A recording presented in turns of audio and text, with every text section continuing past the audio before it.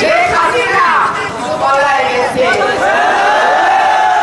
বর্ডারে চুপ করে আছে, কখন চট করে ঢুকে যাবে। চট করে ঢুকে গেলে কি জবাব দিতে হয় আমরা জানি, তাই না? ওবায়দুল কাদের, কাউয়া কাদের না,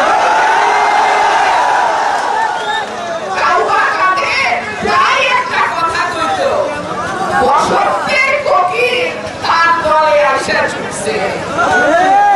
একটা কথা ভাই সাবধান করে দেই সবাইকে, বসন্তের কোকিলের ওড়াউড়ি কিন্তু আমরাও লক্ষ্য করতেছি।